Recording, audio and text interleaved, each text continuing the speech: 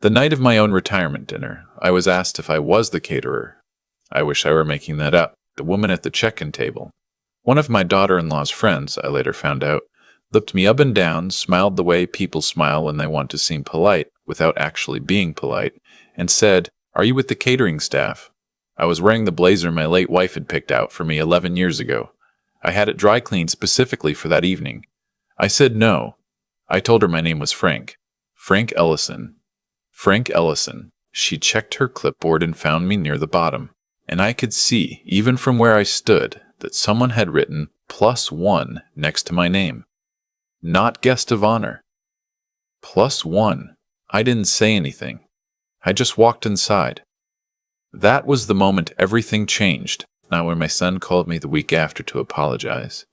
Not when I finally signed the documents my lawyer had prepared. It was that moment, standing at the entrance of the private room at a restaurant in Oakville, that I'd helped my son book because he said he didn't know how to handle the reservation. When I understood, very clearly, that I had been erased. Let me back up. My name is Frank. I'm 67 years old. I spent 31 years working for the same manufacturing company in Hamilton, Ontario, starting on the floor and eventually becoming the operations manager for our Eastern Division. It wasn't glamorous work, but it was honest, and I was good at it. When I took early retirement at 62, I had a pension, a house that was paid off, and about $400,000 in RRSPs that I had been contributing to since I was 29. My son, I'll call him my son because that's what he is, whatever else he's become, is 38. He married 5 years ago. His wife, I'll call her my daughter-in-law, came from a family with money and strong opinions about how other people should live.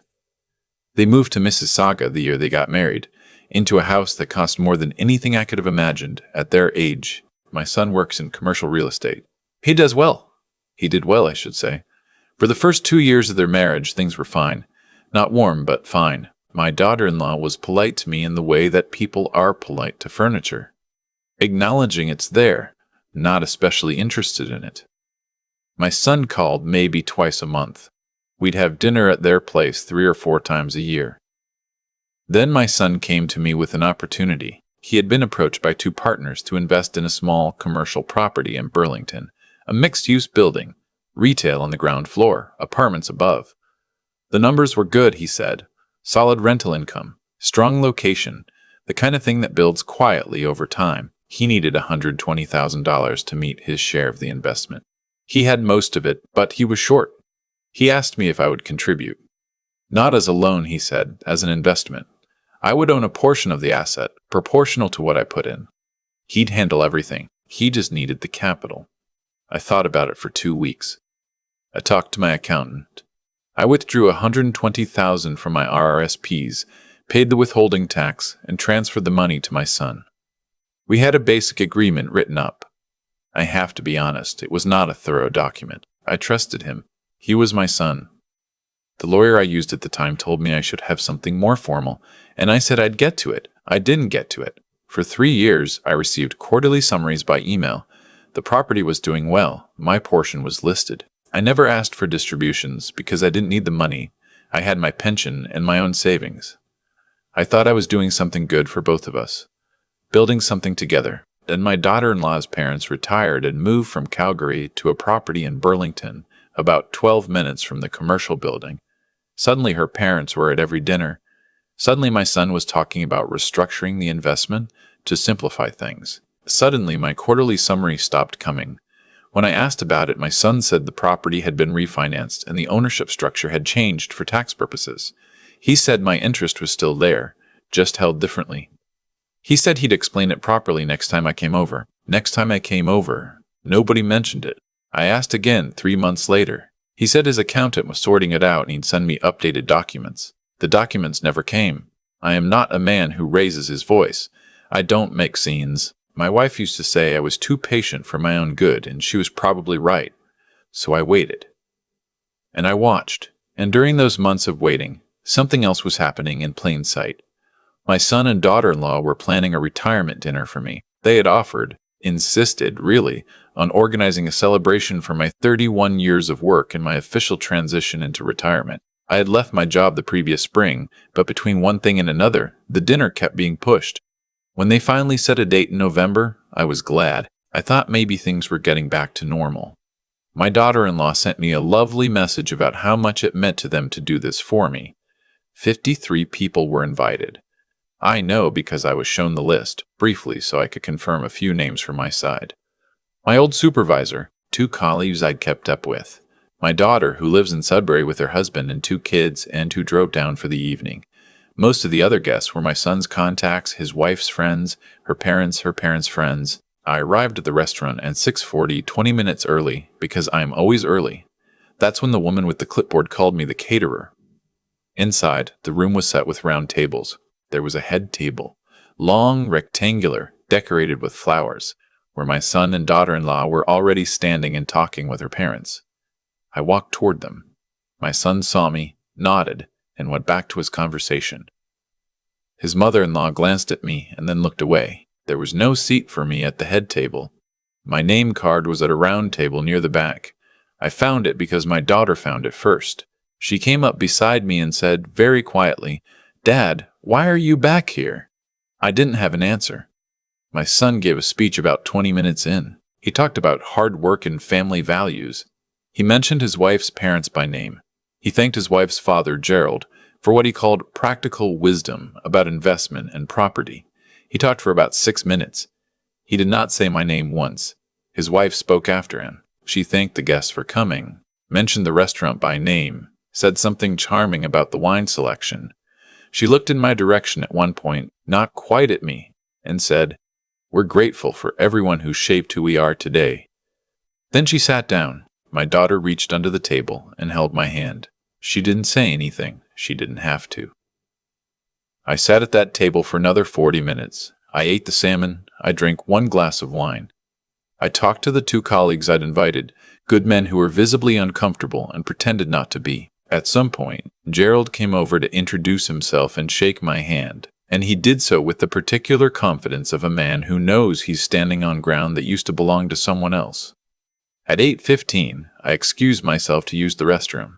I did not go back to the table. I found my daughter in the hallway and told her I was leaving. She started to protest. I told her I was fine, and I meant it, which surprised me. I wasn't angry, not the hot kind. I was calm in the way you get calm when something becomes absolutely clear. I kissed her on the forehead. I told her to drive safe on the way back to Sudbury. I got my coat from the front, nodded to the hostess, and walked out into the November cold on Lakeshore Road. I sat in my car for a while. The lake was out there somewhere in the dark. I thought about my wife who had died 4 years earlier and what she would have made of the evening. She would have been furious, I think. She would have had words. She was better at that than I was. Then I drove home to my house in Ancaster, made tea, and called my lawyer. I had retained Gerald, not her Gerald, my own lawyer, a man named Gerald who I had been using for 15 years. The previous spring, shortly after the quarterly summaries stopped coming, he had spent 4 months reviewing the original agreement, tracing the property ownership through the Ontario Land Registry, and speaking with a colleague who specialized in partnership disputes. What he found was this. The refinancing my son had described had, in fact, restructured the ownership in a way that effectively diluted my interest from roughly 22% to something held in a numbered company that my son controlled entirely. Whether this was intentional deception or spectacular negligence, Gerald said, was less important than the fact that it had happened, and that my original agreement, even as informal as it was documentable, and the transfer had not followed proper procedure under Ontario partnership law. More importantly, the original agreement had one clause in it that was unambiguous. I had insisted on it at the time, almost as an afterthought. It said that in the event of any structural change to the ownership of the asset, I had the right to be bought out at the current assessed value of my proportional interest or to seek remedy through the courts. Gerald had assessed the building's current value. My interest, properly calculated, was worth approximately $260,000. Not the $120,000 I had put in. The property had appreciated significantly in 3 years. I had not initiated anything while I waited. I wanted to give my son the chance to explain, to correct it, to be the person I thought he was. I had given him almost 8 months. After the dinner, I stopped waiting. Gerald filed the formal demand letter the following week. My son called me 3 days later. I remember the exact time, 7:14 in the morning, which told me he hadn't slept. He asked if we could talk. I said yes. He asked if I could come over. I said no. I said he could come to me, or we could speak on the phone. But I wasn't driving to Mississauga for a conversation that should have happened 8 months ago in Burlington. He came to my house in Ancaster on a Saturday. He sat at the kitchen table where he had eaten hundreds of meals as a boy. He looked different. Not older, exactly, but smaller somehow. His wife had not come with him. He said he had been planning to fix it. He said things had gotten complicated with the refinancing, and he hadn't wanted to worry me. He said Gerald, the father-in-law, had advised him that restructuring would protect the asset and that they'd sort out my portion afterward. He said he knew how it looked. I asked him one question. I asked him what he thought would have happened if I hadn't hired a lawyer. He didn't answer. I told him I wasn't going to litigate if he was willing to settle. I told him the number Gerald had calculated. I told him I needed it resolved within 60 days, or the court filing would proceed. He said he didn't have $260,000 liquid. I said I understood. I said he could put a mortgage on the property, or sell his interest, or make an arrangement with his partners. But that was his problem to solve, not mine. I said I was 67 years old, and I had given him the benefit of every possible doubt, and I was done doing that. He left without finishing his coffee. It took 11 weeks, not 60 days. There were 2 more conversations with lawyers, one of which his wife attended by phone and said very little. In the end, a portion was paid out through a restructured mortgage on the building, and the remainder came from somewhere I don't know about and didn't ask. I received $243,000, not the full amount. Gerald had negotiated a slight reduction in exchange for a faster resolution. I accepted it. I didn't want this to go on longer.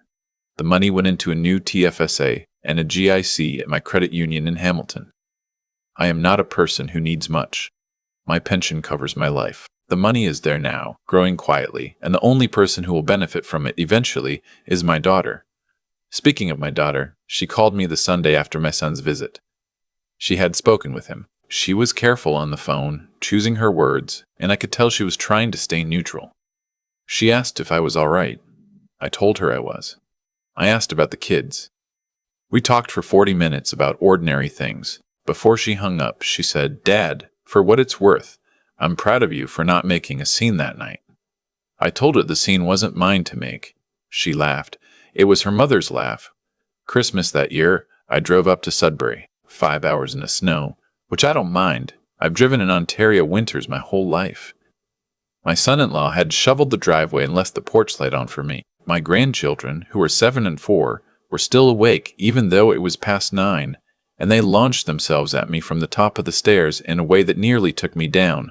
We had a late dinner. My daughter made to her share, because she learned it was my wife's favorite and had decided to keep making it every year. I slept better that night than I had in months.